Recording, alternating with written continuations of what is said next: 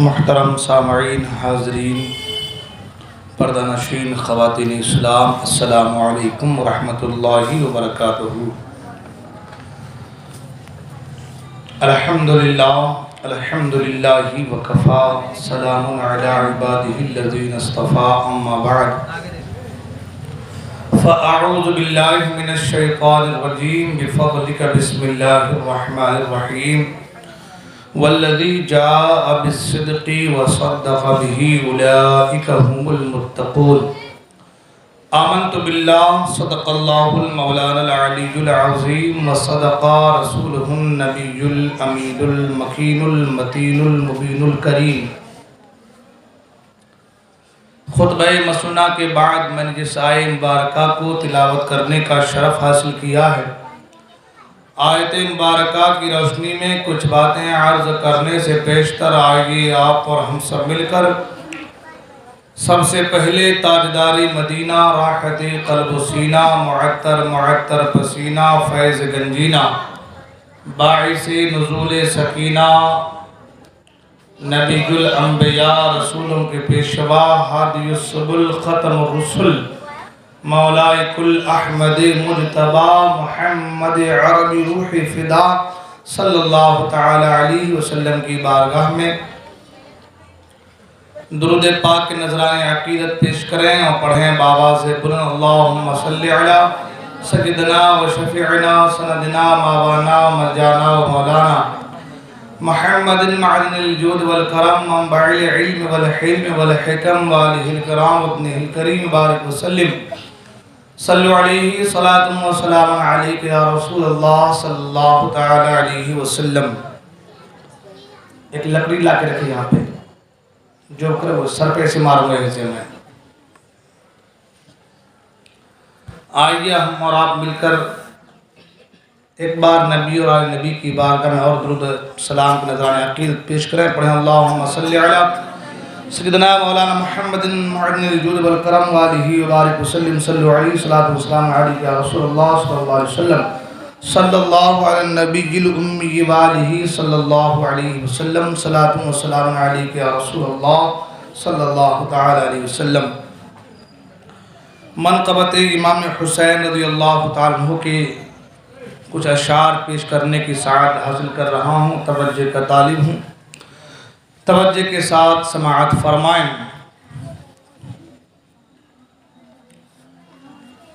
شجاعت کا جوہر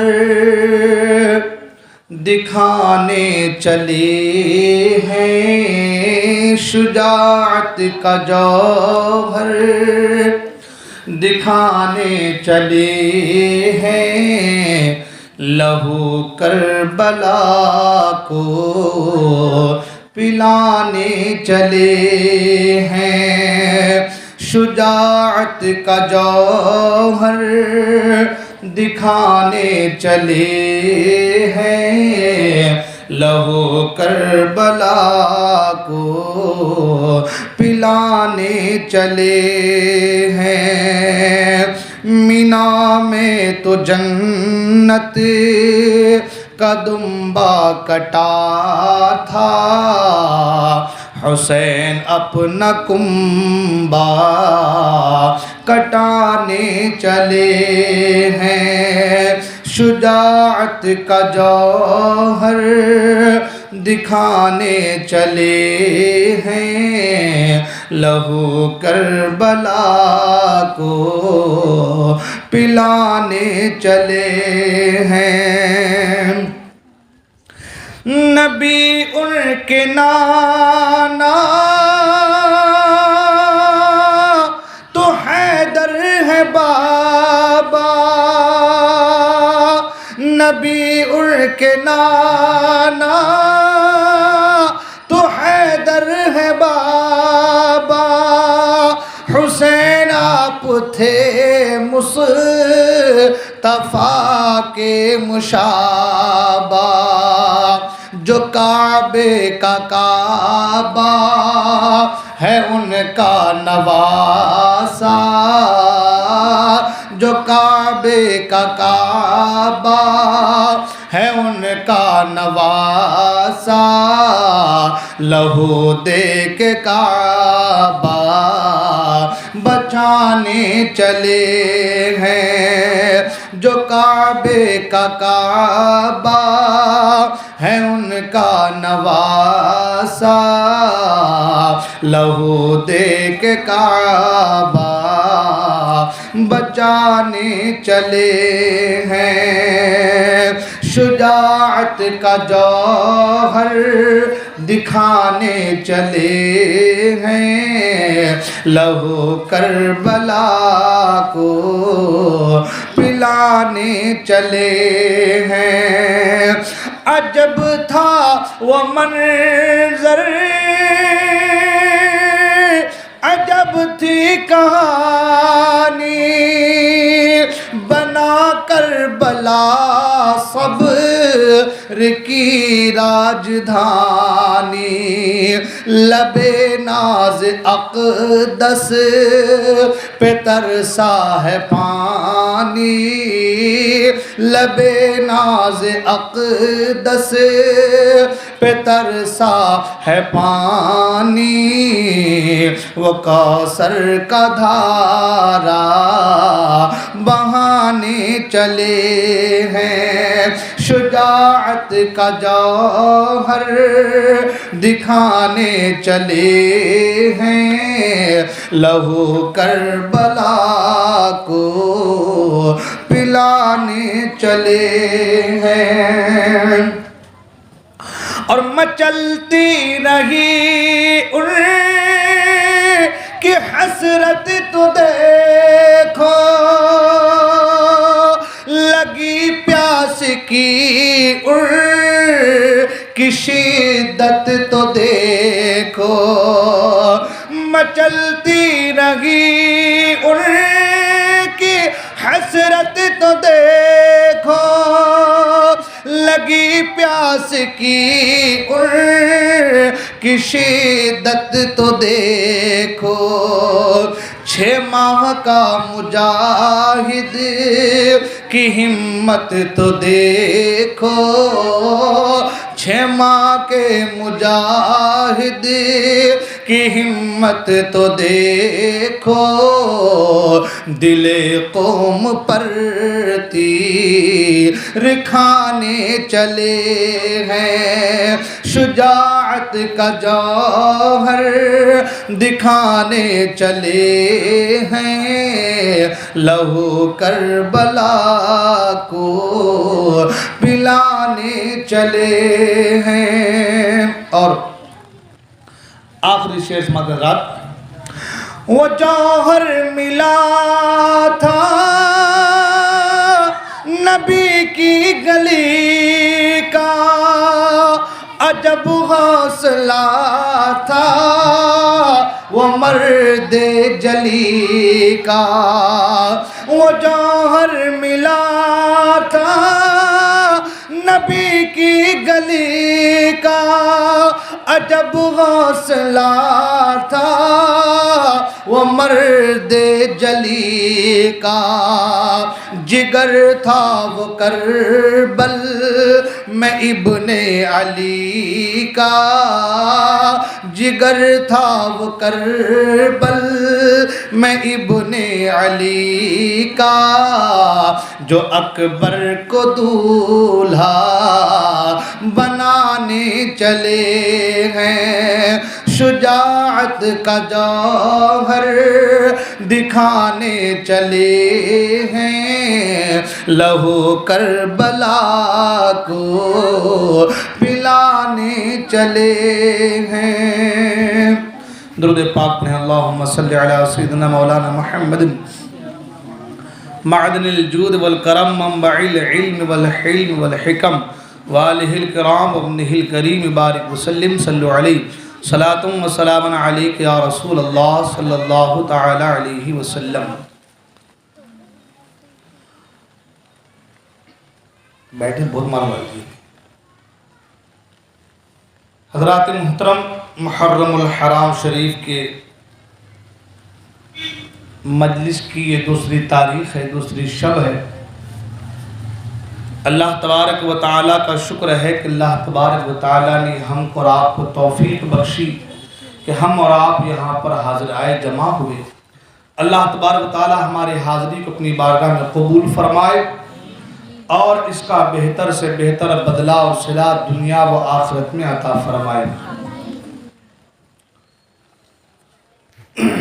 حضرات محترم، کیونکہ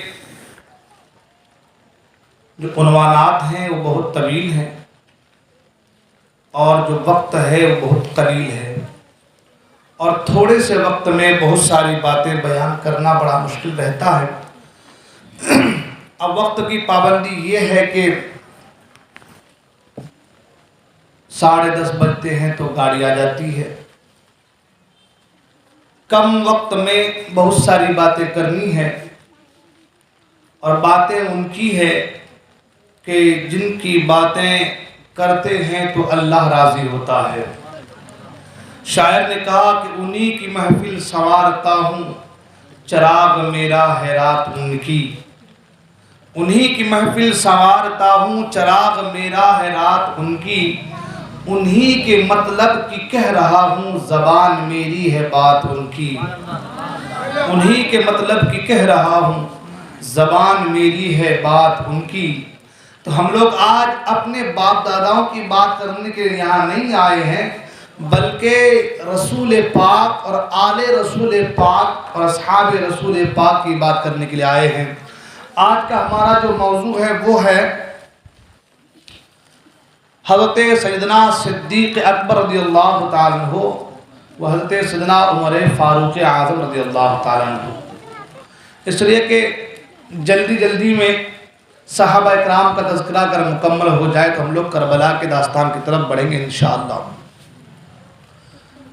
قرآن مجید کی اس آیت مبارکہ کو میں نے تلاوت کرنے کا شرف حاصل کیا ہے۔ اللہ تبارک و تعالی ارشاد فرماتا ہے، والذی جاء بالصدق وصدق به اولئک هم المتقون۔ وہ جو سچ لے کر کے آئے، وہ جو سچ لے کر کے آئے اور جنہوں نے اس سچ کو سچ مانا، اولئک هم المتقون، یہی وہ لوگ ہیں جو تقوی شعار لوگ ہیں، پرہیزگار لوگ ہیں۔ یہی وہ تقوی شعار پرہیزگار لوگ ہیں۔ حضرات محترم، صحابہ اکرام کے حوالے سے ہم اور آپ کیا کہیں، بس اتنا سمجھیں کہ اللہ تبارک و تعالیٰ کے پیارے رسول اکرم نور مجسم صلی اللہ تعالیٰ علیہ وسلم نے فرمایا کہ سب سے بہتر زمانہ میرا زمانہ ہے۔ سب سے بہتر زمانہ میرا زمانہ ہے، اس کے بعد پھر میرے بعد والوں کا زمانہ ہے، اس کے بعد ان کے بعد والوں کا زمانہ ہے۔ تو سرکار نے فرمایا سب سے بہتر زمانہ میرا زمانہ۔ تو جو زمانہ میرے مصطفیٰ کا وہی زمانہ مصطفیٰ کے صحابہ کا۔ اور بہتر زمانہ کس لیے ہے کہ بہتر لوگ اس زمانے میں ہیں، ہاں بہتر لوگ اس زمانے میں ہیں۔ تو اللہ کے رسول صلی اللہ تعالیٰ علیہ وسلم نے فرمایا کہ بہتر زمانہ، بہترین زمانوں میں سے بہتر زمانہ وہ میرا زمانہ ہے۔ تو جب سرکار کا زمانہ بہتر ہے، اس میں سرکار موجود ہیں، حالانکہ سرکار اب بھی موجود ہیں مگر وہ ظاہری اعتبار سے۔ تو سرکار کا زمانہ بہتر، سرکار کے زمانے میں جو لوگ ہوں وہ لوگ بہتر۔ تو سرکار کے زمانے میں کون لوگ تھے؟ اچھے لوگ کون تھے؟ اچھے لوگ سرکار کے صحابہ تھے۔ خود آقا کریم صلی اللہ تعالی علیہ وسلم صحابہ کے حوالے سے فرماتے ہیں، بات میری سمجھ آ رہی ہے آپ لوگوں کو؟ زیادہ ڈسٹرب آواز وغیرہ صحیح ہے؟ سرکار فرماتے ہیں صحابہ کے تعلق، سنیں صحابہ کا مقام کیا ہے۔ آقا کریم صلی اللہ تعالی علیہ وسلم فرماتے ہیں کہ میرے ادنا صحابی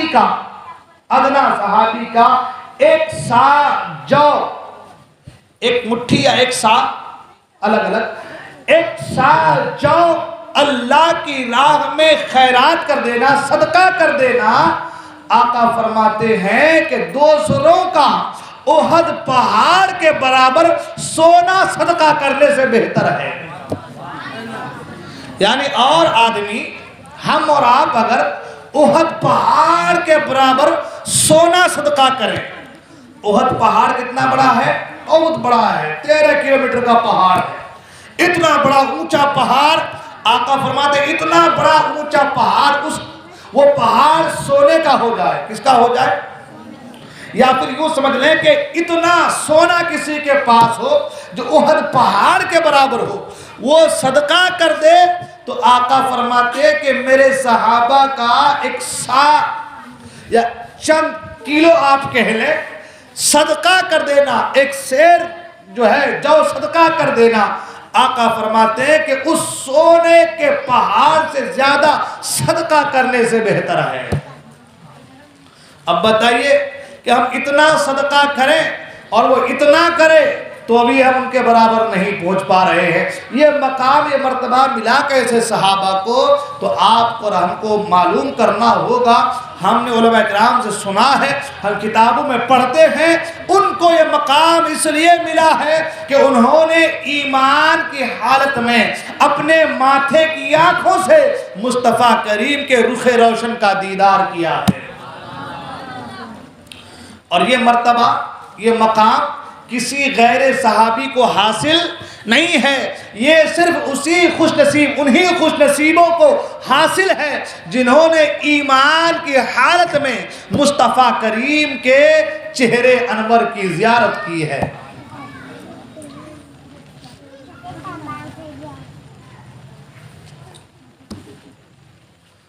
حضرات محترم، صحابہ اکرام کا مرتبہ و مقام قرآن مجید میں اللہ تعالیٰ ارشاد فرماتا رضی اللہ عنہم ورضوا عنہ، اللہ ان سے راضی ہے. ہم لوگ نیک عمل کرتے ہیں. آپ آج یہاں پر آئے ہیں، کیوں آئے ہیں؟ اس لیے آئے ہیں کہ اللہ کی رضا حاصل ہو جائے، ہے نا؟ کس لیے آئے ہیں؟ کہ اللہ کی رضا، اللہ کی خوشنودی حاصل ہو جائے، اللہ راضی ہو جائے.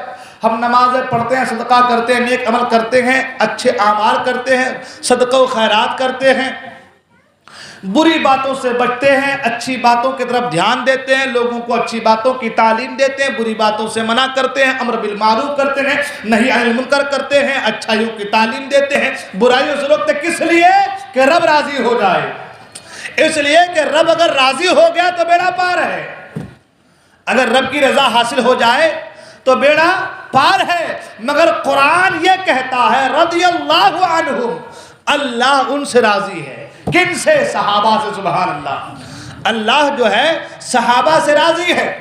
اللہ صحابہ سے راضی ہے. صرف راضی نہیں بلکہ اللہ نے آگے کہا وَرَضُوا عَنْهُ، اور وہ لوگ بھی اللہ سے راضی ہے. اللہ اکبر. یہ بہت بڑی بات ہے، یہ بہت بڑی بات ہے. ارے اللہ کی رضا تو سب چاہتے ہیں، سب کی مرضی منشا یہی ہے کہ رب راضی ہو جائے، رب راضی ہو جائے. مگر اللہ فرماتا ہے میں میرے محبوب کے صحابہ سے راضی ہوں. ان کو میں نے میری رضا کی خاطر جو جنت کا وعدہ فرمایا ہے اس جنت کے بدلے وہ بھی مجھ سے راضی ہیں. فرمایا رضی اللہ عنہم ورضوا عنہ، اللہ ان سے راضی ہے اور وہ اللہ سے راضی ہے. یہ صحابہ کا مقام ہے. صحابہ کی بات چلی ہے، تھوڑا آپ صحابہ کے تعلق سن لیں، پھر انشاءاللہ ابوبکر صدیق کی بارگاہ میں، عمر فاروق کی بارگاہ میں آئیں گے.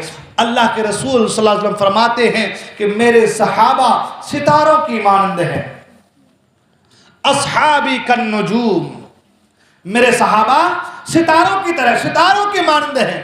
پہلے کا زمانہ ہوتا تھا، یہ روشنی لائٹ وغیرہ ہوتی تھی نہیں شاہراہوں پر، سڑکوں میں، تو ستاروں کو دیکھ کر کے لوگ راستہ پتا کر لیتے تھے کہ یہ ستارہ کس طرف ہے، اس کی چال کدھر ہے اور چلنا کدھر ہے، یا ستاروں کی روشنی کے ذریعے سے راستہ معلوم کر لیتے تھے.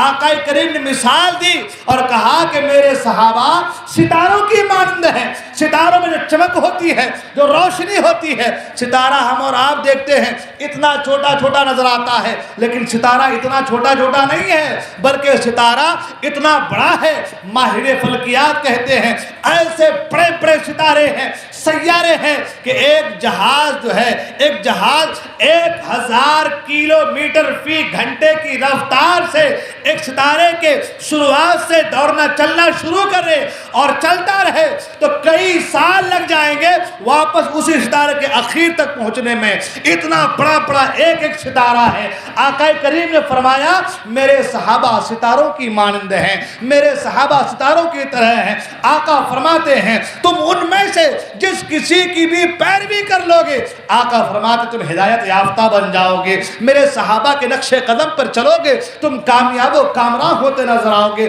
قرآن تو یہ کہتا ہے کہ اے محبوب، قرآن تو یہ کہتا ہے کہ لوگ جو ہے آپ کی اتباع کریں، آپ کی پیروی کریں، آپ کے نقش قدم پر چلیں۔ اگر انسان کو، مسلمان کو، آپ کی امت کو اگر کسی بھی راستے میں ہدایت کی ضرورت پڑے تو وہ آپ کی اتباع کریں، پیروی کریں۔ مگر مصطفیٰ کریم نے کہا میرے بعد میرے صحابہ ہیں، تم میرے صحابہ کے کسی ایک کے بھی طرز عمل پر اپنی زندگی گزارو گے، آقا فرماتے تم کامیاب ہوتے نظر آؤ گے، تم کامران ہوتے نظر آؤ گے۔ یہ میرے صحابہ کی شان ہے، سبحان اللہ، یہ سرکار کے صحابہ کی شان ہے۔ اور صحابہ میں بھی وہ عظیم ذات جنہیں افضل الخلق بعد الرسول کا لقب دیا گیا، سبحان اللہ، جن کے تعلق سے کہا انبیاء و مرسلین کے بعد پوری کائنات میں، پوری روئے زمین میں اگر کوئی افضل ہے تو وہ صدیق اکبر کی ذات ہے، سبحان اللہ۔ اگر کوئی برتر ہے وہ صدیق اکبر کی ذات ہے، سبحان اللہ۔ کیوں نہ ہو؟ اس لیے کہ سفر میں صدیق ساتھ ہے، حضر میں صدیق ساتھ ہے، گھر میں صدیق ساتھ ہے، جنگ میں صدیق ساتھ ہے۔ اللہ کا فضل ہے رسول کے صدقے میں آج مزار میں بھی صدیق ساتھ ہیں، سبحان اللہ۔ وہ صدیق اکبر کا مقام ہے، اللہ اکبر۔ صدیق اکبر کے حوالے سے قرآن کی بہت ساری آیات طیبات نازل ہوئی ہیں۔ اے بچ بیٹھ جا، نکل نکل۔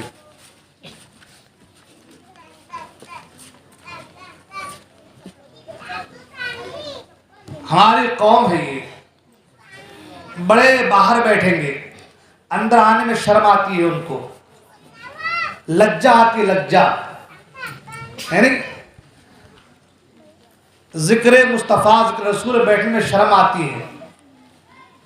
مگر ابھی دیکھیں آپ کے یہاں پیرہن کا وقت آئے گا، ابھی دیکھیں گا ابھی آپ، اس وقت کاندھے پہ اٹھا کے ڈانس کرنے میں شرم نہیں آتی ہے نہیں؟ دیکھا ہے میں نے، کاندھوں پہ اٹھا کے ڈانس کرتے ہیں۔ مطلب یہ کہ بھائی تو میرے کاندھے پہ سوار ہو جا، تو گنہگار ہے، میں بھی گنہگار، جس فیلڈ میں تو ہے اس فیلڈ میں بھی جانا چاہتا ہوں۔ مگر دینی مجلس ہمارے سے بچوں کو بھیج دیتے ہیں، بچہ بابا تو آگے جا کے بیٹھ۔ ہاں، بچوں کے صدقے میں بڑوں کی بخشش ہو جائے گی، بڑوں کو آنے کی ضرورت نہیں، وہ بخشے بخشائے ہیں۔ جب ان کے ابا تھے تو وہ بھی اپنے بچوں کو بھیج دیتے تھے، یہی طریقہ چلتا آ رہا ہے نا، اور یہی طریقہ چلے گا آگے بھی۔ ہاں، ہمارا طریقہ یہی ہے کہ طریقہ یہ چلنے والا ہے، ہم جیسا کریں گے نا ہمارے بچے ویسے ہی کریں گے۔ یہ تھوڑی ہے کہ بھائی ہم گناہوں کے طرف جائیں اور بچے سے کہیں کہ بیٹا تو نمازی بن جا، امپاسبل ہے کہ نہیں ہے؟ مشکل ہے کہ نہیں ہے؟ ہاں، پریکٹیکل بھی ضروری ہے نا، تھیوری کے ساتھ ساتھ پریکٹیکل بھی ضروری ہے۔ ہم کہیں گے بس زبان سے ہو جا تو ہو جائے گا، اتنے اللہ والے تو نہیں ہیں۔ وہ اللہ والے تھے جو ڈھیل پر دم کر دیتے تو وہ سونا ہو جاتا تھا، ہے نہیں؟ وہ ڈھیلوں پر دم کر دیتے تھے تو سونا ہو جاتا۔ وہ کسی نے کہا تھا کہ کیا پڑھتے ہیں حضرت؟ بولے قل هو اللہ احد کی صورت پڑھتا ہوں۔ کیا پڑھتا ہوں؟ قل هو اللہ احد کی صورت پڑھ کے دم کرتا ہوں۔ اور گھر میں سارے ڈھیل جمع کر لیے، 2-3 ٹرک بھر کے لاری جو ہے لا کے ڈال دیا گھر میں، ایک ساتھ پڑھ دوں گا جو ہے سورہ اخلاص قل اللہ احد، اور سب سونا کا سونا بن جائے گا۔ اللہ کر کے جمع کیا گھر پہ اور پڑھنا شروع کیا، قل هو اللہ احد پڑھ کے دم کر رہا، 1 بار 2 بار 3 بار 10 بار، ڈھیل ہے کہ سونا ہونے کا نام نہیں۔ ہاں، بڑا پریشان حضرت کے بارگاہ میں، حضرت آپ نے کہا تھا کہ سورہ اخلاص پڑھو، قل هو اللہ احد پڑھ کے دم کرو تو ڈھیل سونا بن جاتا، آپ نے یہی کیا تھا۔ میں تو کئی لاڑی لا کر کے گھر میں رکھ دیا ہوں اور کئی بار پڑھ دیا، مگر ڈھیل ہے کہ سونا ہونے کا نام۔ تو حضرت نے کہا تھا کہ نادان، قل هو اللہ احد میں تاثیر تو ہے لیکن تیری زبان میں تاثیر نہیں ہے. ہاں تیری زبان پہلے دل کو صاف کرنا پڑتا ہے, زبان کو پاک کرنا پڑتا ہے, تب جا کر کے کوئی چیز اثر کرتی ہے. ہمارا تو دل بھی صاف نہیں ہے, خیالات بھی صاف نہیں ہے. ہاں ہم انا کا پتلا بنے بیٹھے ہیں. خیر میں عرض کر رہا تھا, توجہ آپ لوگ, بچوں کو بار بار ڈسٹرب کر رہے ہیں, وہ چھوڑ دیں, آپ لوگ توجہ دیجئے. میں عرض یہ کر رہا تھا صحابہ کرام میں جو سب سے برتر ہے, افضل الخلق بعد الرسل, حضرت سیدنا صدیق اکبر رضی اللہ تعالیٰ عنہ. اللہ اکبر, کیا مقام, کیا مرتبہ, کیا شان صدیق اکبر کی, کہ صدیق اکبر کی شان میں قرآن کی کئی آیات بینات نازل ہوئی ہے. سبحان اللہ. جو آیت کریمہ کو میں تلاوت کرنے کا شرف حاصل کیا ہے نا, اللہ فرماتا والذی جاء بالصدق وصدق بہ اولئک ھم المتقون, اور وہ جو سچائی لے کر کے آئے, یعنی فرماتے ہیں علماء کہ اس سے مراد حضور اقدس صلی اللہ علیہ وسلم کی ذات, کہ سرکار آئے تو سچ لے کر کے آئے, حق لے کر کے آئے. اور آگے فرمایا وصدق بہ, اور جنہوں نے اس سچ کو سچ مانا, مصطفیٰ کریم حق لے کر کے آئے, سچ لے کر کے آئے, اور اس سچ کو سچ تسلیم کرنے والی ذات ابو بکر صدیق کی ذات ہے. سبحان اللہ, ابو بکر صدیق کی ذات ہے. سبحان اللہ. اور کیسے ہے انشاءاللہ وہ بھی میں آگے جو ہے سمجھانے کی کوشش کروں گا, میں آگے بڑھنا چاہتا ہوں. فرمایا وہ جو سچ لے کر کے آئے اور جنہوں نے اس سچ کو سچ مانا, یہی لوگ تقوی شعار لوگ ہیں, یہی لوگ پرہیزگار لوگ ہیں, متقی لوگ یہی ہیں. یعنی اللہ تبارک و تعالی قرآن مجید میں حضرت ابو بکر صدیق کو متقی کہہ کے پکار رہا ہے. سبحان اللہ. متقی کسے کہتے ہیں, تقوی شعار کسے کہتے ہیں؟ متقی بننا اتنا آسان نہیں ہے. آدمی نماز پڑھتے پڑھتے تھک جائے, ہو سکتا ہے کہ نماز پڑھتے پڑھتے اس کے گھٹنوں میں درد ہو جائے, لیکن ایسا بھی ہو سکتا ہے وہ تقوی کی دولت سے مالا مال نہیں ہو سکتا. آدمی خزانہ لٹا دے لیکن ہو سکتا ہے وہ تقوی کی دولت سے مالا مال نہیں ہو سکتا. اس لیے کہ ریا جب کسی بھی عبادت میں شامل ہو جائے تو فرمایا گیا اس کی عبادت کو اس کے منہ پہ مار دیا جاتا ہے. آپ جانتے ہیں ایک آدمی محلے کا ہے, بڑا اچھا آدمی ہے, نیک طیت انسان ہے, اچھا پارسا انسان ہے, لوگ کہتے ہیں یہ بڑا اچھا انسان ہے, اس کے اخلاق بڑے اچھے ہیں, یہ بڑا قابل قدر عزت والا انسان ہے, کسی کو ستاتا نہیں, کسی کو تکلیف دیتا نہیں, کسی کے تعلق سے غلط بیانی کرتا نہیں. یہ آپ کی سوچ ہے کہ وہ لوگوں کے سامنے ظاہری طور پر اپنے آپ کو گناہ سے بچاتا ہے, لیکن ایسا بھی ہو سکتا ہے کہ وہ تنہائی میں گناہ کرتا ہو, ایسا بھی ہو سکتا ہے گھر کے معاملات میں اس کا معاملہ کچھ الگ تھلگ ہو, ایسا ہو سکتا ہے. تقوی کی دولت کو پانا اتنا آسان نہیں ہے. علماء فرماتے ہیں تقوی شعار وہ انسان ہے اگر ہزاروں کے بیچ میں رہے تو بھی اللہ کے خوف سے لرزے, اگر تنہا رہے, اکیلا رہے, کوئی نہ دیکھ رہا ہو تو بھی دل میں خوف ہو, کوئی دیکھے نہ دیکھے میرا خدا مجھے دیکھ رہا ہے. یہ چیز جب انسان کے دل میں آتی ہے, علماء فرماتے ہیں وہ انسان تقوی کی دولت سے مالا مال ہوتا ہے. اب ابو بکر صدیق کے تعلق سے سوچیں, ابو بکر صدیق کو متقی کوئی عام انسان نہیں کہہ رہا ہے, کوئی عام لوگ نہیں کہہ رہا ہے, کوئی عام کتابوں میں نہیں لکھا ہے, بلکہ ابو بکر صدیق کے تقوی کے حوالے سے وہ دلیل دے رہا ہے. اس کتاب میں آیا ہے جس کتاب کے تعلق سے اللہ نے پہلے ہی کہہ دیا ہے ذالک الکتاب لا ریب فیہ, یہ وہ کتاب ہے جس میں کوئی شک نہیں, کوئی ریب نہیں, کوئی شک نہیں. یہ وہ کتاب ہے اس میں شک و شبہ کی گنجائش نہیں.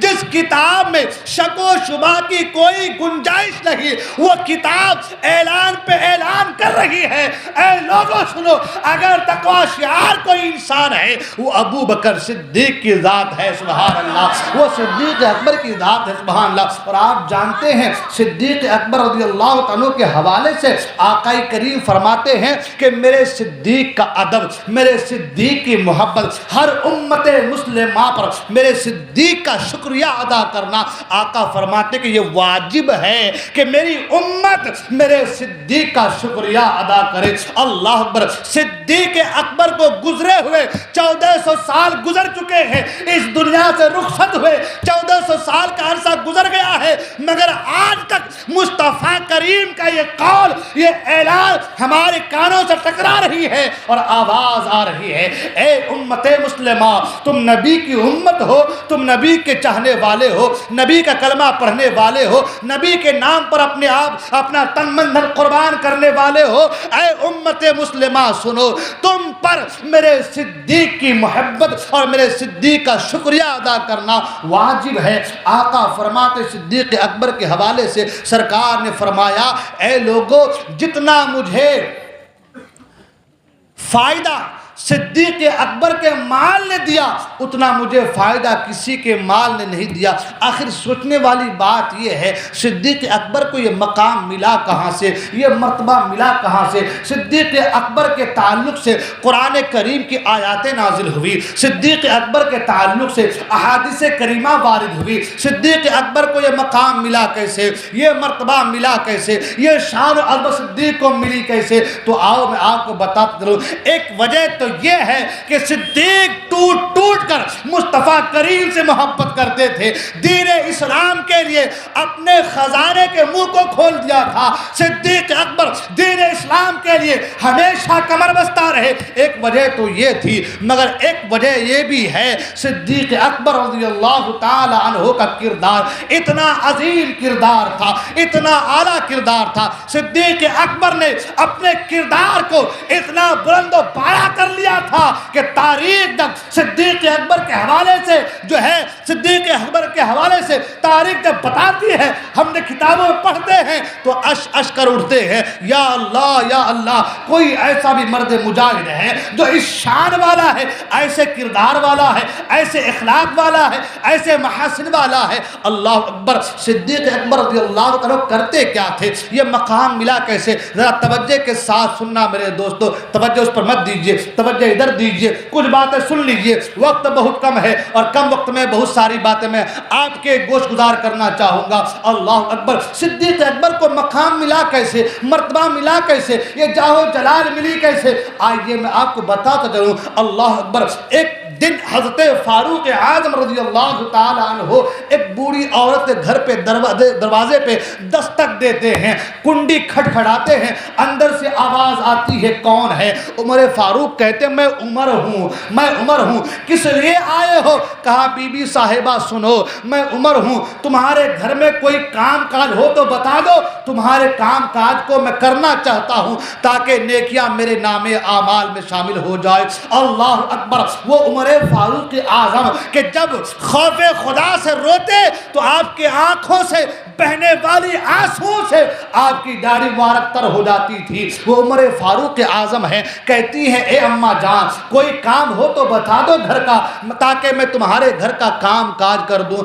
آپ جانتے ہیں پہلے کا زمانہ ایسا تھا، آج ہمارے گھروں میں ٹوائلٹ ہمارے گھر کے ساتھ اٹیچ ہوا کرتے ہیں، پہلے باہر ہوا کرتا تھا۔ ایک زمانہ ایسا بھی گزرا ہے کہ لوگ پہلے اپنے گھر میں ایک ہانڈی رکھتے تھے، اس ہانڈی میں رات کو پیشاب وغیرہ کرتے تھے، صبح کو غلام لیا کر کے باہر پھینک کر کے آتا تھا، اس لیے کہ اندھیری رات ہوتی تھی، گھر میں کوئی مرد ہوتا نہ تھا، یا اگر مرد ہوتا بھی تو ڈاکوؤں کا پہرا، ڈاکوؤں کا خطرہ، سانپ وغیرہ، درندے وغیرہ کے کاٹنے کا خطرہ ہوتا تھا، تو گھر میں ایک چھوٹی سی ہانڈی رکھی جاتی تھی، رات میں اس میں پیشاب پاخانہ کیا جاتا تھا، صبح کو غلام اس کو پکڑ کر لیا کر باہر پھینک کر آتے تھے۔ اللہ اکبر۔ حضرت عمر فاروق اعظم کہتے ہیں، اے مائی، اگر کوئی کام ہو تو بتا دو، تمہارے گھر میں جھاڑو لگانا ہو تو بتا دو، میں تمہارے گھر کو جھاڑو لگا دوں، کوئی کام کروانا ہو تو بتا دو، میں تمہارے گھر کا کام کر دوں۔ اللہ اکبر۔ وہ بوڑھی عورت کہتی ہے، نہیں، مجھے تیری کوئی ضرورت نہیں، کوئی آدمی آتا ہے میرے گھر کا سارا کام کر کے چلا جاتا ہے، کوئی آتا ہے کام کر کے چلا جاتا ہے۔ عمر فاروق اعظم کہتے ہیں اے مائی وہ کرتا ہے آج مجھ سے بھی کوئی کام کروا لو، وہ روزانہ کر کے جاتا ہے آج مجھ سے بھی کوئی کام کروا لو۔ وہ بوڑھی عورت کہتے ہیں نہیں نہیں مجھ سے تجھ سے کوئی کام نہیں کروانا ہے، وہ جو کر رہا ہے بہتر کر رہا ہے، سارا کام کر کے جا رہا ہے، مجھے تیری ضرورت نہیں ہے۔ عمر فاروق اعظم ذرا غصے والے انسان تھے، جلال والے انسان تھے، جلال آ جاتا ہے اور کہتے ہیں مائی ذرا یہ تو بتا وہ کیا کرتے تھے جو میں نہیں کر سکتا، وہ کیسے کرتے تھے کام جو میں نہیں کرتا، اے مائی آج کے لیے کوئی کام دے دے تاکہ میں بھی کرتا چلا جاؤں۔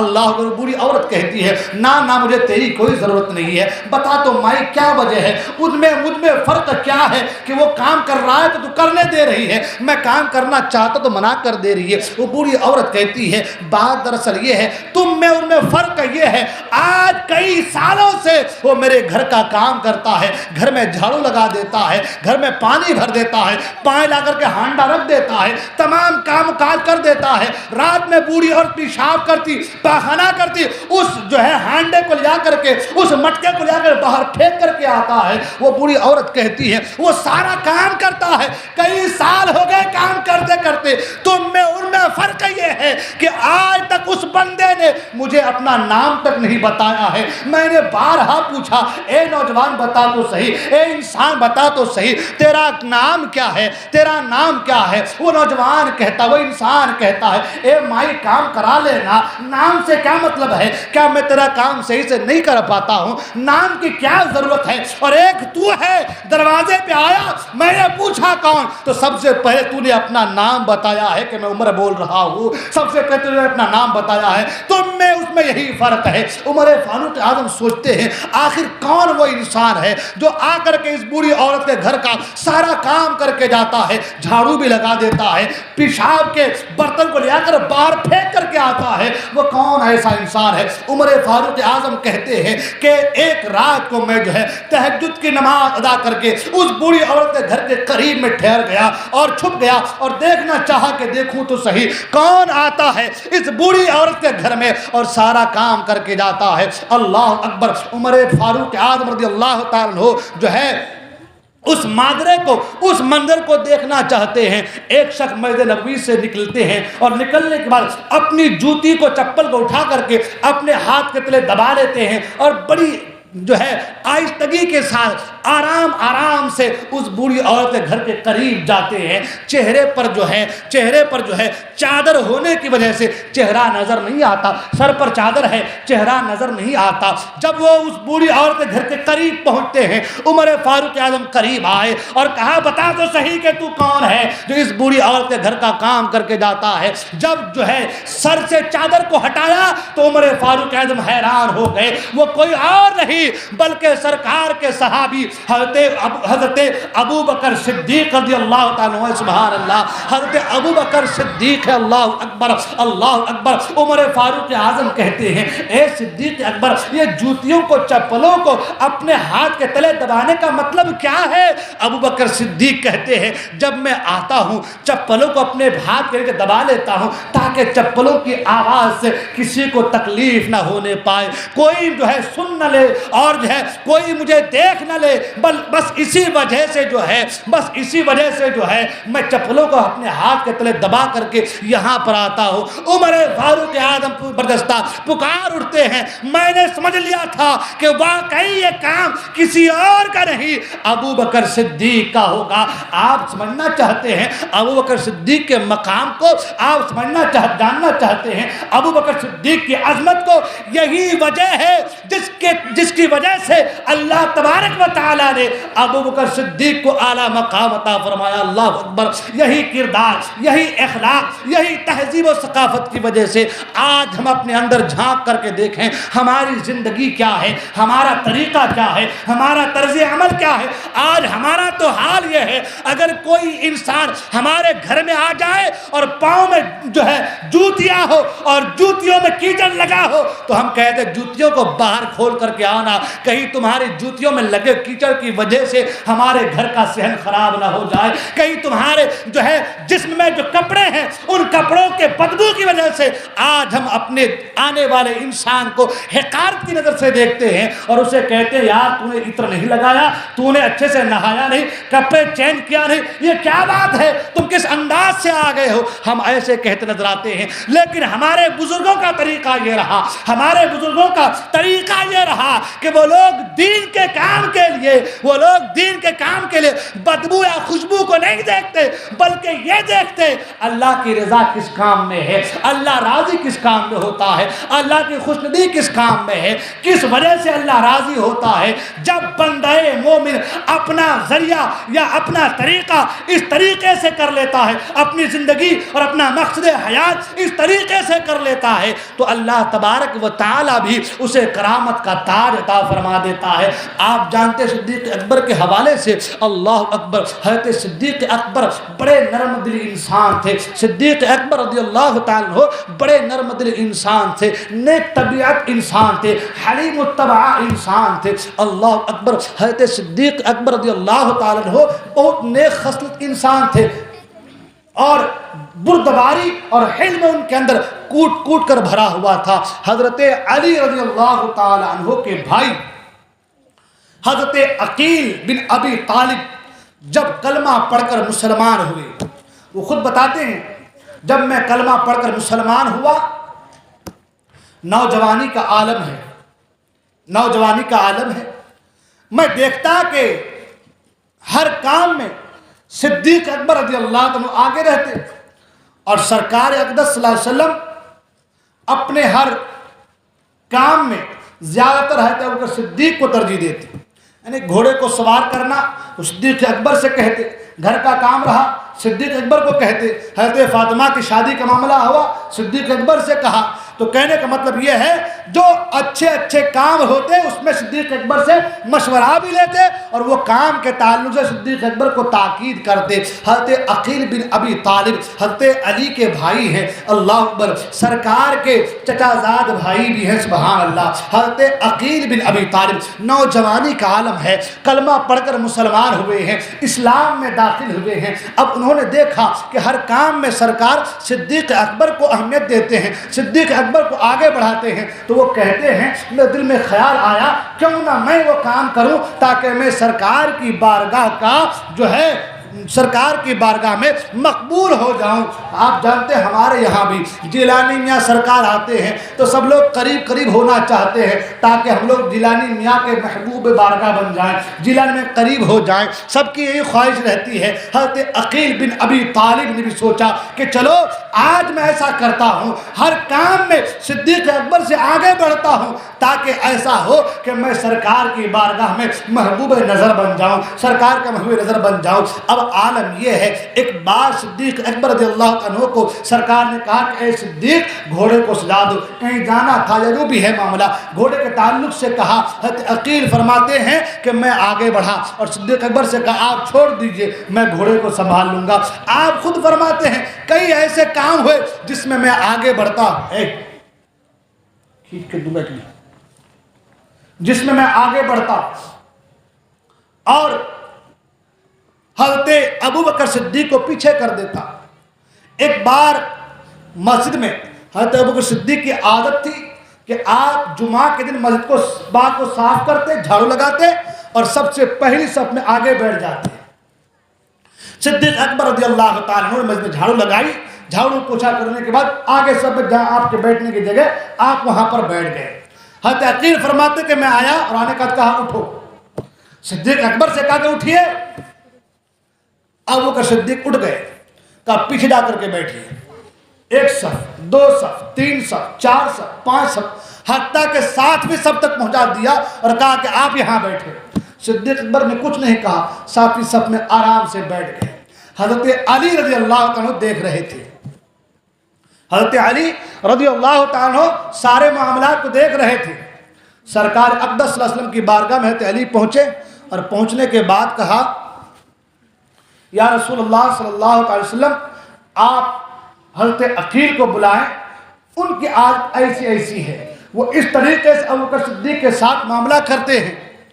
سرکار اقدس صلی اللہ تعالی وسلم نے حضرت عقیل بن ابی طالب کو بلایا. اللہ اکبر.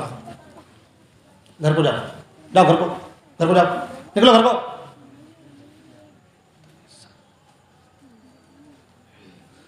درود پاک پڑھیں. اللہم صلی علی سیدنا مولانا محمد بارک وسلم صلو علیہ صلاۃ و سلام علیک یا رسول اللہ صلی اللہ تعالی وسلم.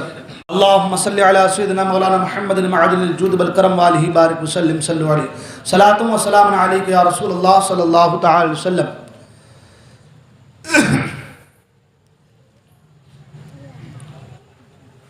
سرکار اقدس صلی اللہ تعالی وسلم نے حضرت عقیل کو بلایا, اور بلانے کے بعد سرکار حضرت عقیل سے کہتے ہیں, اے عقیل ادھر آؤ. حضرت عقیل بن ابی طالب سمجھ گئے کہ سرکار کی بارگاہ میں میری شکایت کی گئی ہے. حضرت عقیل بن ابی طالب پہلے کہتے یا رسول اللہ صلی اللہ علیہ وسلم ایسی کوئی بات نہیں ہے. سرکار نے کہا عقیل سنو, میرے ابو بکر کی بات سنو. جب کفار قریش تلوار لے کر کے میرے پیچھے تھے, تب اگر کوئی میرا ساتھ دیا تو وہ صدیق اکبر تھا. تب اگر کسی نے میرا ساتھ دیا وہ صدیق تھا. اے عقیل, حالانکہ حضرت ابو بکر صدیق کرے ایسا, میں ناراض نہیں ہوں, مجھے کوئی تکلیف نہیں, اس لیے کہ وہ شہزادے ہیں. یا رسول اللہ وہ آپ کے خاندان سے ہیں, مجھے کوئی بات نہیں, کوئی غم نہیں, کوئی تکلیف نہیں ہے, آپ چھوڑ دیں. ادھر عقیل بن طالب کہ یا رسول اللہ ایسی کوئی بات نہیں. مگر سرکار کیا کہتے ہیں, عقیل سنو. سرکار کیا فرماتے, سرکار کیا فرماتے, عقیل سنو. جب پوری دنیا, جب پورا عرب, جب کفار قریش میرے پیچھے پڑے تھے تو میرا ساتھ صدیق نے دیا. اے عقیل بن ابی طالب, جب شعبے ابی طالب میں میرے بچیوں کو پتے کھانے پڑے تب اس وقت میں اگر کوئی ساتھ دیا تو وہ میرا صدیق تھا. جب غار ثور میں میں رہا اس وقت میرے صدیق کی بیٹی کپڑے میں روٹیاں لپیٹ کر کے غار ثور میں آتی تھی روٹیاں دینے کے لیے. میرے صدیق کا بیٹا دودھ لے کر کے آتا تھا پلانے کے لیے. اے عقیل بن ابی طالب, میں ہر ایک کے مال کو خرچ کرتا, اگر کوئی پیش کرتا اس کا مال سمجھ کر کے, لیکن صدیق کے مال کو خرچ کرتا اپنا مال سمجھ کر کے. سرکار فرماتے ہیں اے عقیل سنو, جنہوں نے بھی, اے اٹھ وہاں سے, ادھر آ کے بیٹھ, بدماشی کرنے یہاں نہیں آنا, سمجھے کہ نہیں. وہ پاگل ہے, تم بھی پاگل بننے اس کے ساتھ, کیا معاملہ ہے. اللہم صلی علی سیدنا مولانا محمد بارک وسلم صلی اللہ علیہ وسلم علیہ کا رسول اللہ صلی اللہ علیہ وسلم. سرکار فرماتے ہیں عقیل سنو کہ مجھے کسی کے مال نے اتنا نفع نہیں دیا جتنا ابو بکر صدیق کے مال نے نفع دیا. سب نے میرا ساتھ چھوڑا مگر ہر موڑ پر اگر ساتھ آیا تو میرا صدیق میرے ساتھ آیا. اس انداز سے میرے مصطفیٰ کریم نے عقیل بن ابی طالب سے کہا کہ وہاں پر بیٹھے سبھی حضرات سب کی آنکھوں سے آنسو روا ہو گئے. وہ صدیق اکبر کی ذات ہے کہ سرکار صدیق اکبر کے اوصاف حمیدہ کو اپنے اصحاب کے سامنے بیان کرتے نظر آ رہے ہیں. یہ مقام, یہ مرتبہ صدیق اکبر کو ایسے نہیں ملا, ایسے مقام مرتبہ صدیق کو نہیں ملا. صدیق اکبر نے اپنا سب کچھ قربان کر دیا ہے. آج ہم کو اور آپ کو اس کا احساس نہیں ہے, ہمیں اور آپ کو اس کا احساس نہیں ہے, اس لیے کہ ہم نے کچھ کھویا نہیں. جنہوں نے کھویا ان سے پوچھو, جنہوں نے قربانیاں پیش کی ان سے پوچھو. اور کیسی قربانی. حضرت عبد الرحمن بن ابو بکر کہتے یا رسول اللہ, یا کہتے ہیں اے ابا جان, بدر کے میدان میں جب لڑائی ہو رہی تھی اور وہ کفار کی طرف سے آئے تھے تو کہتے ابا جان کئی بار آپ میری نظر کے سامنے آئے, میں نظر کی, تلوار نہ چلایا, چھوڑ دیا کہ آپ میرے باپ ہیں, ابو بکر صدیق کہتے بیٹا تو نے تو چھوڑ دیا تھا، لیکن مجھے اپنے رب کی عزت کی قسم اگر تو میرے تلوار کے نیچے آ جاتا تو میں یہ نہیں دیکھتا کہ تو میرا بیٹا ہے، بلکہ یہ دیکھتا کہ تو غدار رسول ہے اور تیرے سر کو سر سجدہ کر دیتا۔ اس لیے کہ اس وقت وہ ایمان نہیں لائے تھے اور کفار کی طرف سے لڑنے کے لیے آئے تھے۔ وہ صدیق اکبر کی ذات ہے، سبحان اللہ۔ صدیق اکبر کا مقام، رات ختم ہو جائے گی مگر صدیق اکبر کی بات نہیں ختم ہو سکتی۔ قربانیاں دی ہے انہوں نے اور قربانیوں کا صلہ اللہ نے انہیں دیا ہے۔ جو قربانی پیش کرتا دین کے لیے، اللہ بھی ان کی زندگیوں کو زندہ جاوید بنا دیتا ہے، ان کا نام صبح قیامت تک چمکتا اور دمکتا رہتا ہے۔ حضرت ابو بکر صدیق اور عمر فاروق کے درمیان کچھ شکر رنجی ہو گئی، کچھ بحث ہو گئی۔ صدیق اکبر رضی اللہ عنہ سرکار کی بارگاہ میں آ گئے اور آ کر کہا یا رسول اللہ صلی اللہ علیہ وسلم عمر سے میری کسی بات پہ بحث ہو گئی، سرکار میں نے بعد میں ان سے اس کا ازالہ بھی کیا، میں نے کہا کہ مجھے معاف کر اللہ کے واسطے، مگر وہ ہیں کہ سننے کو تیار نہیں۔ آقا کریم نے فرمایا ابو بکر اللہ تجھے معاف کرے، اللہ تجھے معاف کرے، اللہ تجھے معاف کرے، 3 بار کہا۔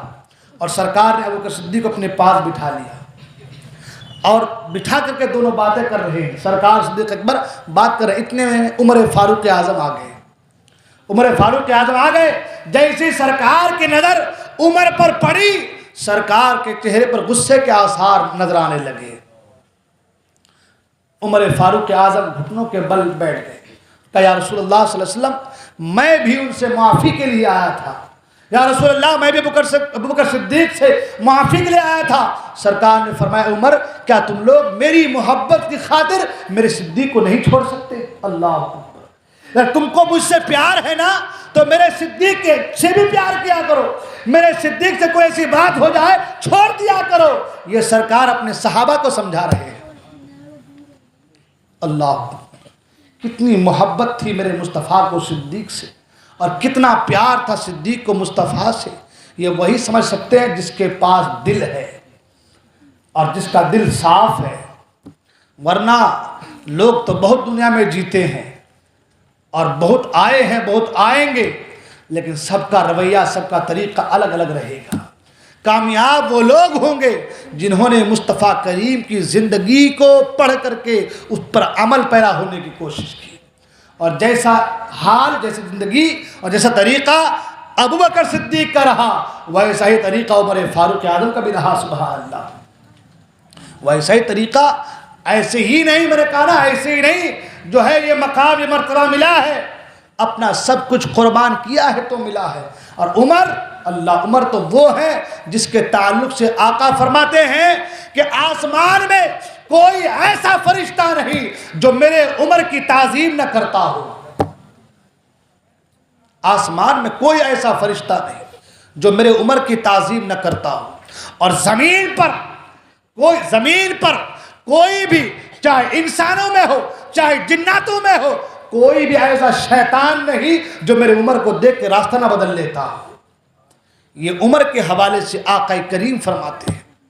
اور ایک جگہ فرمایا کہ میرا عمر وہ ہے جس کی زبان پر حق بولتا ہے۔ حق کسے کہتے ہیں؟ حق کسے کہتے ہیں؟ حق کے معنی ہوتا ہے اللہ۔ آقا نے فرمایا میرا عمر وہ ہے جس کی زبان پر حق بولتا ہے، اللہ پر۔ اور ایک جگہ فرمایا عمر جہاں ہوتے ہیں حق اس کے ساتھ ہوتا ہے۔ یہ عمر کی شان ہے، سبحان اللہ، یہ عمر کا مقام ہے، سبحان اللہ۔ آقا کریم نے فرمایا ہر نبی کی امت میں ایک محدث ہوتا ہے اور میری امت کا محدث عمر فاروق اعظم ہے، سبحان اللہ۔ عمر کے تعلق سے آقا نے فرمایا اگر میرے بعد کوئی نبی ہوتا تو سرکار فرماتے کہ وہ عمر ہوتے، اللہ۔ یہ مقام، یہ مرتبہ، یہ شان، یہ عظمت عمر فاروق اعظم رضی اللہ تعالیٰ عنہ کی۔ مگر یہ مقام، یہ مرتبہ ملا کیسے؟ یہ مقام ملا کیسے؟ اللہ اکبر، مقام مرتبہ اس انداز سے ملا کہ کبھی آپ نے خوف خدا سے رویا تو کبھی گڑگڑایا، کبھی نمازوں کے تعلق سے آنکھوں سے آنسو بہے، حد تو یہ ہے اللہ اکبر رعایا کی خبر گیری، رعایا کی دیکھ ریکھ دیکھ بھال۔ عمر فاروق اعظم خود فرماتے ہیں کہ دریائے دجلہ کے کنارے اگر بکری کا ایک بچہ پیاس سے مر جائے تو قیامت کے دن عمر سے مواخذہ، عمر سے پوچھ تاچھ ہوگی۔ اتنا خوف، اتنا ڈر اللہ کا عمر کے سینے میں موجود تھا۔ آپ نے واقعہ سنا ہوگا، عمر فاروق اعظم دن بھر مسجد نبوی شریف پہ بیٹھے، ایک بادشاہ ہے، وقت کے بادشاہ ہے نا، امیر المومنین ہے، اور کتنا بڑا مقام، کتنی بڑی بادشاہت، 23 لاکھ مربع میل، اور بعض روایت میں 36 لاکھ مربع میل، یعنی آدھی دنیا پر حکومت ہے۔ عمر فاروق اعظم کی آدھی دنیا پر حکومت ہے، اور تخت و تاج کیا ہے؟ تخت کیا ہے؟ مسجد نبوی شریف میں وہ ٹوٹی چٹائی ہے، اسی پر بیٹھ کر فیصلہ کرتے ہیں، سبحان اللہ۔ انہوں نے تخت و تاج کو فوقیت نہیں دی، انہوں نے اسوہ رسول کو فوقیت دی، انہوں نے رسول اللہ صلی اللہ علیہ وسلم کی سنتوں کو فوقیت دی، تخت و تاج کو ٹھوکر مار دی۔ مدینہ شریف میں سرکار کی مسجد میں ٹوٹی چٹائی پر بیٹھ کر کے فیصلہ دے دن بھر، اور رات کو بھیس بدل کر کے رعایا میں گھومتے رہتے ہیں۔ دیکھیں تو صحیح کوئی پریشان حال تو نہیں ہے؟ گھومتے گھومتے گھومتے گھومتے قریب ایک گھر کے قریب سے گزرے، کیا دیکھا کہ گھر سے رونے کی آوازیں آ رہی ہیں، بچوں کے رونے کی آوازیں آ رہی ہیں۔ عمر فاروق اعظم گھر کے قریب گئے، پوچھا کیا بات ہے، بچے کیوں رو رہے ہیں؟ آواز آتی ہے میرے بچے کیوں نہ روئیں؟ اس لیے کہ عمر جو آرام سے سو رہا ہے، عمر کو ہماری کیا فکر ہے؟ کہا ہوا کیا؟ کہا ہوا یہ کہ آج کئی دن ہو گئے میرے گھر میں ایک دانہ نہیں ہے۔ تو کہا پھر چولہے پہ کیا ہے؟ چولہے میں ہانڈیاں رکھی ہوئی ہے، نیچے سے آگ جل رہی ہے۔ کہا یہ کیا ہے؟ کہا اس ہانڈی میں پتھر ڈالے ہوئے ہیں، پانی ہے، پانی میں پتھر ہے، نیچے سے آگ جلی ہوئی ہے، تاکہ جو ہے بچے سوچیں کہ کچھ پک رہی ہے، اور بچے اسی سوچ میں دھیرے دھیرے سو جائیں تو رات گزر جائے۔ اللہ اکبر۔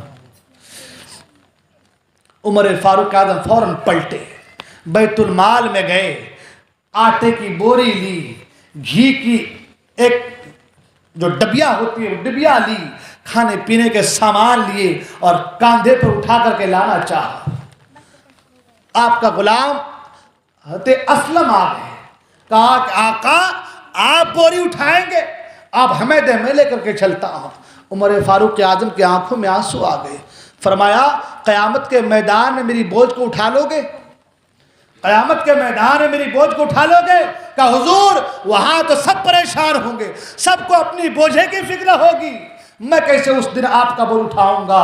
عمر فاروق اعظم کہتے ہیں جب اس دن میرا بوجھ نہیں اٹھا سکتے تو آج بھی یہ بوجھ نہ اٹھاؤ، یہ میرا کام ہے، مجھے کرنے دو۔ اللہ اکبر۔ آٹے کی بوری کو پیٹھ میں لیا، وقت کا اتنا بڑا بادشاہ جس کی آدھے دنیا پر حکومت ہے، جس کے نام سے کیسر و کسریٰ تھراتی اور کانپتے نظر آتے ہیں، مگر وہ عمر فاروق اعظم ایک بوری آٹا لے کر کے اور گھی لے کر کے کچھ کھانے کے سامان لے کر کے سیدھے اس عورت کے گھر میں پہنچتے ہیں۔ کہا آٹا گوندو۔ ادھر وہ عورت آٹا گوند رہی ہے، ادھر عمر فاروق اعظم رضی اللہ عنہ سبزی بنانے کے فراق میں ہے، سبزی تیار کرتے ہیں۔ اللہ اکبر۔ سبزی تیار ہوتی ہے، ادھر آٹا سے جو ہے روٹی بنائی جاتی ہے، روٹی پکتی ہے۔ اللہ اکبر۔ تاریخ بتاتی ہے، جنہوں نے لکھا ہے تاریخ وہ بتاتے ہیں وقت کا بادشاہ جھک کر کے اس چولہے میں پھونک مارتا نظر آ رہا ہے کہ چولہا جل جائے۔ اللہ اکبر۔ وہ عمر فاروق اعظم جن کی آدھی دنیا پر حکومت ہے، مگر عالم کیا ہے، کام کیا ہے، انہیں پتا تھا اسی میں رب کی رضا ہے، اسی میں رب کی رضا ہے۔ جو یہاں پر دنیا میں رب کی رضا کو پا لیا وہ کامیاب ہو گیا۔ انہوں نے یہ نہیں دیکھا میرے کپڑے کالے ہو جائیں گے، یہ نہیں دیکھا کہ میں بادشاہ ہو کر کے پھونک مار رہا ہوں، یہ نہیں دیکھا کہ میں کسی غریب کا کام اپنے ہاتھ سے کر دے رہا ہوں، بلکہ یہ دیکھا رب کی رضا کس میں ہے، بھوکوں کو کھانا کھلانے میں رب کی رضا ہے۔ اللہ اکبر۔ حضرت عمر فاروق اعظم منہ سے پھونک مارتے ہیں اور جو ہے چولہا جلتا ہے، روٹی پکتی ہے، کھانا تیار ہوتا ہے، بچے کھا لیتے ہیں۔ جب بچے کھانا کھاتے ہیں، اب عمر فاروق اعظم کا کردار دیکھیں۔ عمر فاروق اعظم جس طریقے سے بکری کا بچہ چلتا ہے، اپنے گھٹنوں کو زمین پر لگا دیے ہیں، پاؤں زمین پر ہے، ہاتھ بھی زمین پر رکھے ہوئے ہیں اور بکری کے بچے کی طرح چل رہے ہیں، کبھی ادھر جا رہے ہیں کبھی ادھر جا رہے ہیں۔ اس عورت کے بچے عمر فاروق اعظم کے اس کھیل کو دیکھتے ہیں تو بچے مسکرانے لگتے ہیں۔ عمر فاروق اعظم کی آنکھوں سے آنسو روا ہوتے ہیں اور کہتے ہیں اے بچوں، عمر کی وجہ سے کئی دن تمہیں رونا پڑا، آج عمر کی وجہ سے دل کھول کر کے ہنس لو، آج عمر کی وجہ سے دل کھول کر کے ہنس لو۔ اللہ اکبر۔ عمر فاروق اعظم اس طریقے سے اس کے بچوں کو جو ہے کھلاتے ہیں، انہیں ان کی زبان پر مسکراہٹیں آتی ہے۔ اب عمر فاروق اعظم اس عورت سے کہتے ہیں اے مائی، عمر کو بخش دو، عمر کو معاف کر دو۔ وہ عورت کہتی ہے تم عمر کی بڑی طرفداری کرتے ہو، کیا بات ہے، کیوں عمر کو معاف کر دوں؟ عمر فاروق اعظم کہتے ہیں اے مائی ذرا سنو تو صحیح، وہ دن بھر عدل و انصاف میں لوگوں کے کام کاج میں رہتا ہے، اس کی جان کانٹوں پہ اٹکی ہوئی ہے، اللہ کی عبادت بھی ہے، لوگوں کا سننا بھی ہے، رات کو جاگنا بھی ہے، وہ بھی تو انسان ہے، رات کو جاگ کر کے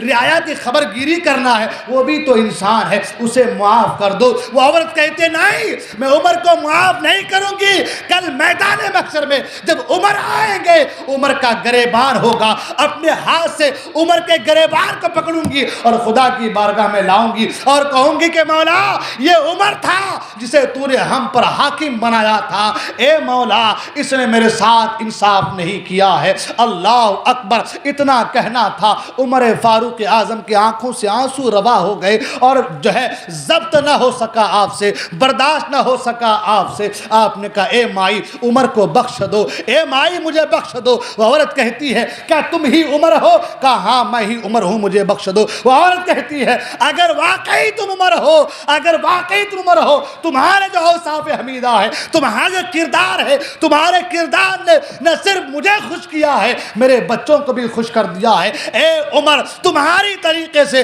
اگر کوئی عدل و انصاف کرے تو پوری روئے زمین پر کسی پر کوئی انصاف نہ ہوگا۔ اسے بند کر دو، بند کرنا ہے بند کر دو، پھر کیا بہتر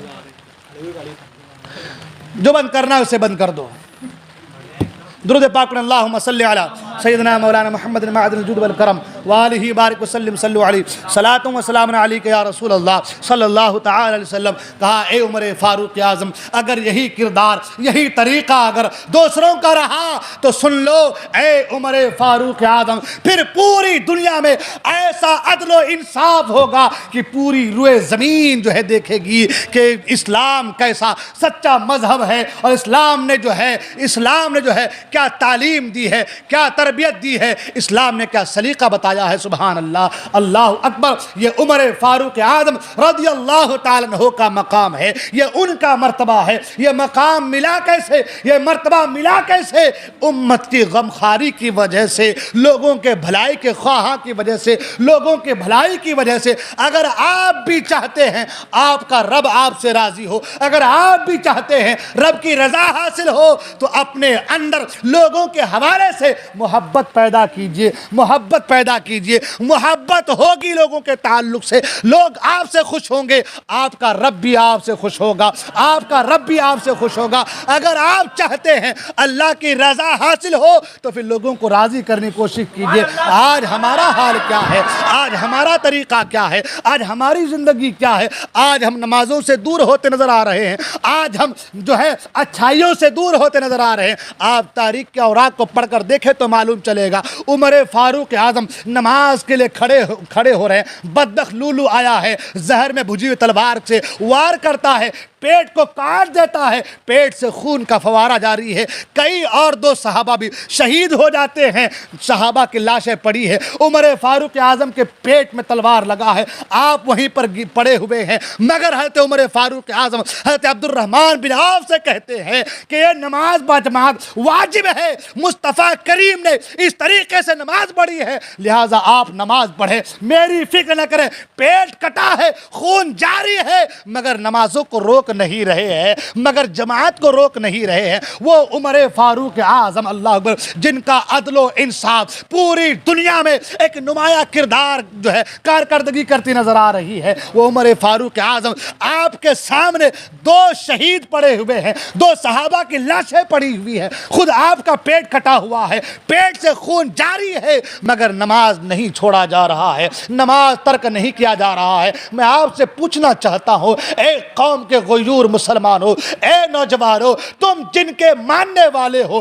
تم جن صحابہ کے طرز عمل پر اپنی زندگی کو گزارنے والے ہو، ان کا پیٹ کٹا ہے مگر نماز نہیں چھوڑی ہے، ان کا سر پھٹا ہے مگر نماز نہیں چھوڑی ہے، لاشیں پڑے ہوئے ہیں، صحابہ کی لاشیں پڑی ہوئی ہے مگر نماز کو ترک نہیں کیا ہے۔ آج ہم اور آپ کہتے ہیں ہم نمازی لوگ ہیں، آج ہمارے گھر میں ذرا سی کوئی تقریب آ جائے، شادی بیاہ کی تقریب ہو، ولیمے کی تقریب ہو، ہلدی کی تقریب ہو، کوئی رسم ہو، نماز چھوڑ دیتے ہیں۔ کیا کہتے ہیں؟ حضرت ہمارے گھر میں کام تھا، ہمارے گھر میں بڑا کام رہتا ہے جس کی وجہ سے جماعت چھوٹ رہی ہے، نماز چھوٹ رہی ہے۔ عمر فاروق اعظم نے پیغام دیا، اے لوگو سنو، نماز افضل العبادت ہے، نماز ایک ایسی عبادت ہے جو رب کا قرب حاصل کرنے کا ذریعہ ہے، لہٰذا اے لوگو سب کچھ گوارا ہو، نماز چھوڑنا گوارا نہ ہو۔ اللہ اکبر۔ میں نوجوانوں سے پوچھنا چاہتا ہوں، آپ عمر فاروق اعظم کے ماننے والے ہیں، عمر فاروق اعظم کے نقش قدم پر چلنے والے ہیں، عمر فاروق اعظم سے محبت کرنے والے ہیں، عمر فاروق اعظم سے اگر محبت کرنے والے ہیں تو عمر فاروق اعظم نے یہی درس دیا ہے کہ نماز نہ چھوٹنے پائے، پیٹ کٹا ہے، خون جاری ہے، نماز نہ چھوٹنے پائے۔ اللہ اکبر۔ جب یہ طریقہ، یہی چیزیں مسلمانوں کی رہی ہے، آپ تاریخ کے اوراق کو پلٹ کر دیکھیں، کوئی مائی کا لال مسلمانوں کو نیچا دکھا نہیں پایا ہے، نیچا کر نہیں پایا ہے۔ جب تک اسلام کے ماننے والے، اسلام کے شعروں میں نماز کی پابندی رہی ہے، کوئی مائی کا لال اسلام کے شعروں کو آگ دکھا نہیں پایا ہے۔ اور جب سے ہم نے نمازوں کو چھوڑ دیا، سنت رسول کو چھوڑ دیا ہے، آج حال یہ ہے قوم مسلم در بدر کی ٹھوکریں کھاتی پھر رہی ہے۔ آج ہمارا حال یہ ہے کہ کوئی ہمارا پرسار حال نہیں، کوئی ادھر سے حملہ کر رہا ہے، کوئی ادھر سے حملہ کر رہا ہے، کوئی ادھر سے اسلام میں مداخلت کر رہا ہے، کوئی ادھر سے شریعت میں مداخلت کر رہا ہے۔ اس کی وجہ کیا ہے؟ اس کی وجہ یہ ہے کہ ہم نے اپنے اسلاف کے طرز عمل کو فراموش کر دیا ہے، ہم نے اپنے اسلاف، اپنے بزرگوں کے طریقے کو چھوڑ دیا ہے۔ آج بھی ہو جو ابراہیم سا ایما پیدا، آگ کر سکتی ہے انداز گلشتہ پیدا۔ عزت چاہتے ہو اسلام کے دامن میں آ جاؤ، عزت چاہتے ہو اسلام کے دامن میں سمٹ جاؤ۔ آپ جانتے ہیں عمر فاروق اعظم رضی اللہ عنہ جب یروشلم جاتے ہیں، اس وقت وہاں کے جو گورنر تھے وہ حضرت ابو عبیدہ بن الجراح تھے۔ کون؟ امین امت، جن کا لقب ہے سبحان اللہ، حضرت ابو عبیدہ بن الجراح، وقت کے بڑے سپہ سالار، بڑے جرنیل۔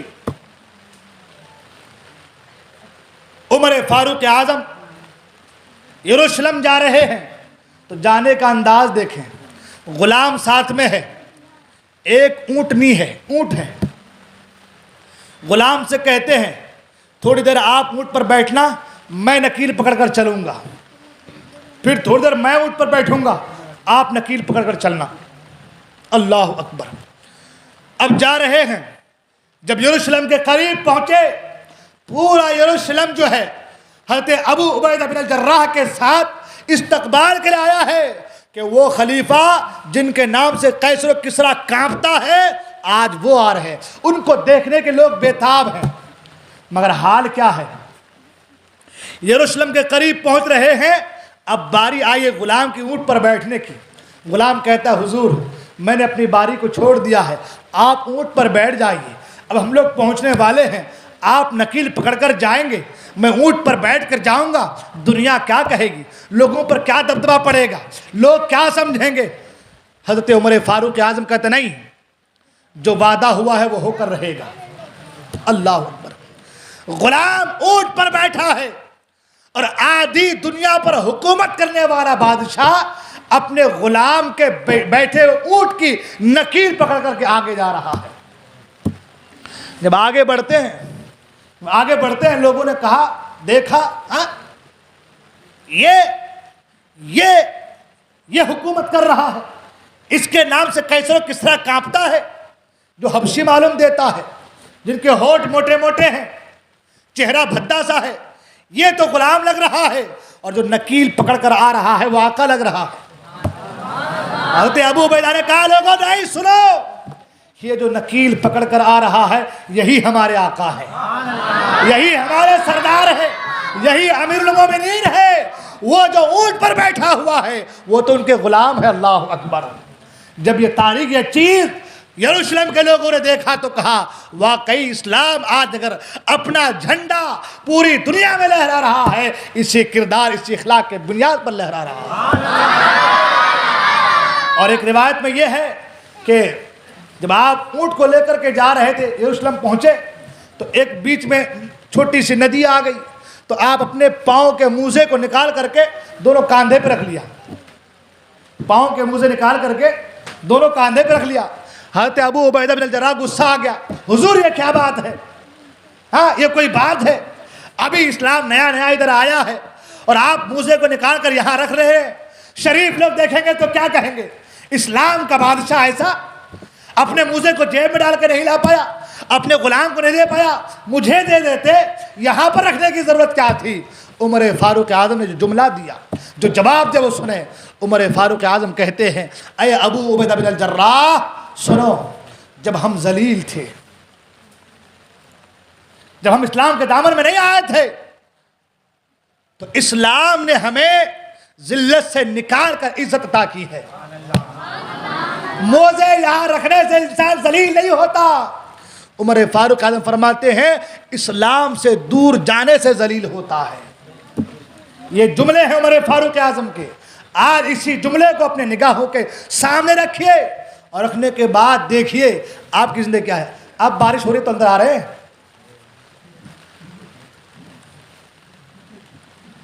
اللہ ہم تمام کو عقل سلیم عطا کرے۔ اور ایک یہ بیچ میں بٹھا دیے، سب لوگ ان کی طرف دیکھ کر کے ہنس رہے ہیں، یہ بھی بہت بڑا مسئلہ ہے، کس کو کیا کہیں گے؟ ہاں، اور جو لوگ ہنس رہے ہیں ان کو اتنی بھی تمیز نہیں ہے، بھائی اس کے پاس کمی ہے، تمہارے پاس تو بھرا پڑا ہے نا، ہاں، کہ تم بھی عقل سے پیدل ہو، تم ان کو چھوڑو، ان کے حال پہ توجہ ادھر دو نا کم سے کم۔ ہاں، مطلب کہتے ہیں کہ بھائی وہ صحبت طالع ترا طالع کند، صحبت صالح ترا صالح کند، اچھوں کی صحبت اچھا بناتی ہے اور بروں کی صحبت جو ہے برا بناتی ہے۔ کچھ نوجوان آنا بھی چاہتے ہیں مگر وہ کچھ برے ساتھی ہیں، کیا جائے گا یہی سن لے، ہے نہیں؟ صحیح بول رہا ہوں نا؟ ارے کل سن لیں گے، ابھی 7-8 دن باقی ہے، آخر میں سن لیں گے، ہے نہیں؟ ہوتا ہے نا؟ ایسے کہتے ہیں نہیں کہتے ہیں؟ مگر کوئی دوست یہ نہیں کہتا کہ یار چل اندر جا کے بیٹھتے ہیں، میں بھی ثواب کماتا ہوں تو بھی ثواب کما لے۔ ہاں، برا تو وہ ہے جو برائی کی طرف لے کر کے جائے، ہے نا؟ فرمایا گیا دوست کے حوالے سے، اچھا دوست اور برے دوست کے حوالے سے۔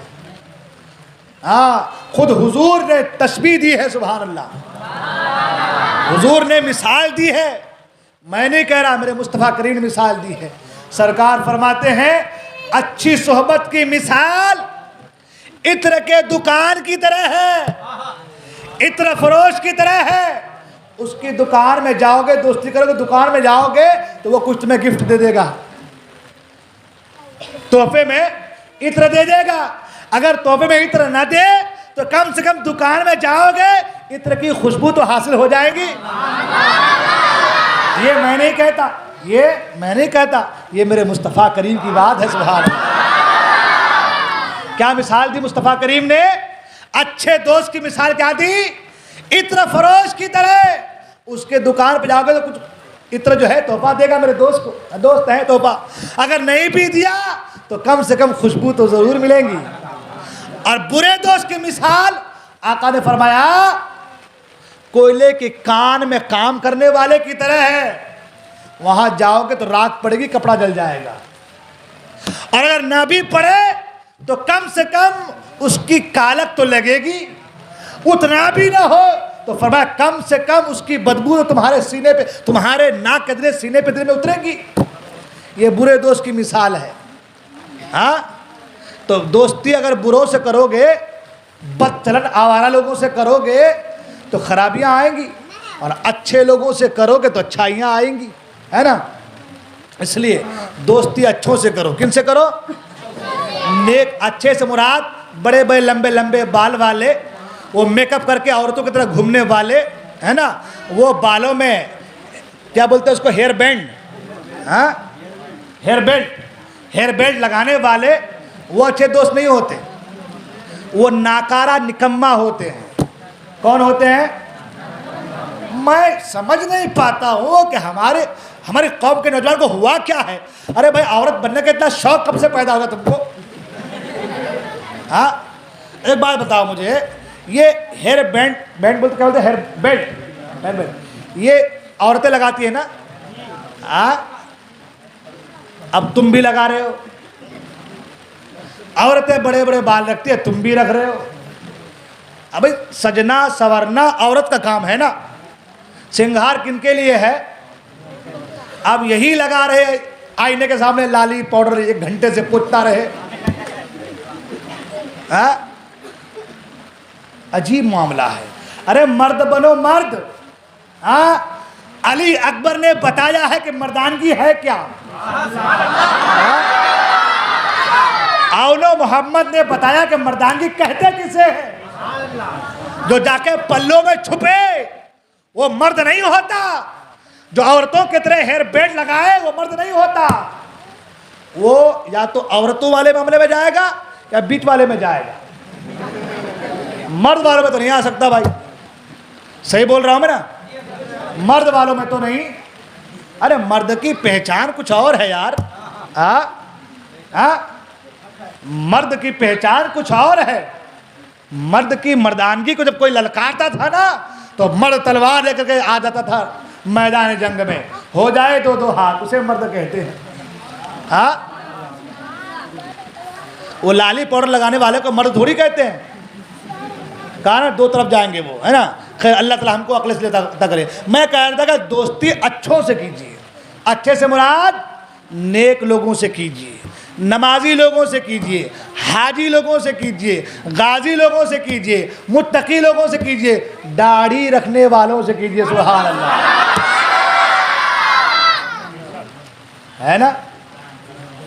اب کچھ لوگ بھائی ہم کو بول رہے نہیں بھائی, داڑھی رکھنا سنت رسول ہے کہ نہیں ہے؟ سنت رسول ہے نا. سنت رسول جب ہے تو عمل کرنا سب کی ذمہ داری ہے کہ نہیں. اس لیے داڑھی رکھیے. جو نہیں رکھیں وہ رکھ لیجئے. رکھیں گے نا انشاءاللہ. ہاں سبحان اللہ سبحان اللہ. اب میں سمجھ گیا انشاءاللہ کہ بیڑا پار ہے میرا. ارے آپ کے صدقے میں میری بخشش ہو جائے گی یار. آپ لوگوں کے صدقے میں میری بخشش ہو جائے گی. آپ لوگ سدھر جائیں گے, سمجھو کہ میرا آخرت کا راستہ بالکل صاف ہو جائے گا میرا انشاءاللہ. تو نماز پڑھیں گے نا انشاءاللہ. داڑھی رکھیں گے نا انشاءاللہ. وہ ہجڑوں کے موافق نہیں گھومیں گے نا. ہاں اچھے لوگوں کی سوچ پکڑیں گے نا انشاءاللہ. نماز کی پابندی کریں گے نا انشاءاللہ. مجلس محرم میں آئیں گے نا انشاءاللہ. سمجھو کہ آپ کامیاب ہیں. تو میں عرض یہ کر رہا تھا, عمر فاروق اعظم رضی اللہ عنہ نے فرمایا, کیا فرمایا, اللہ سب کو توفیق دے, سب کو ہدایت دے اللہ. ہمارے اچھے لوگوں کے صدقے میں ہم جیسے بروں کو بھی اچھا بنا دے, ہے نا. عمر فاروق اعظم کا قول سنیں. درس کیا سبق دیا؟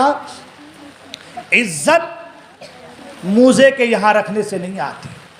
عزت اسلام سے دور جانے سے خراب ہوتی ہے, اسلام کے دامن میں آنے سے آتی ہے. لہذا اگر عزت چاہتے ہیں تو اسلام کے دامن میں صحیح طریقے سے آ جائیے. قرآن نے کہا نا یا ایھا الذین آمنوا ادخلوا فی السلم کافہ، اے ایمان والو پورے کے پورے اسلام میں داخل ہو جاؤ، ہے نا. تو پورے کے پورے اسلام میں داخل ہونا ہے، تمام تر برائی سے اپنے آپ کو بچانا ہے، اپنے گھر والوں کی اصلاح کرنی ہے، اپنے گھر کے ماحول کو اسلامی ماحول میں رنگنا ہے، اور بہتر طریقے سے ہمیں اپنے اخلاق کو سدھارنا ہے.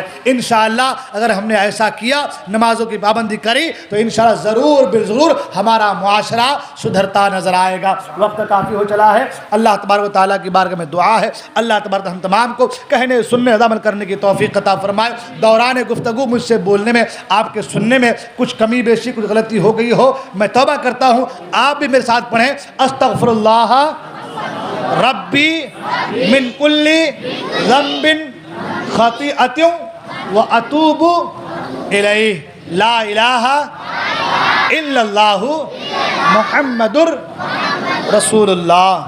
السلام علیکم ورحمۃ اللہ وبرکاتہ.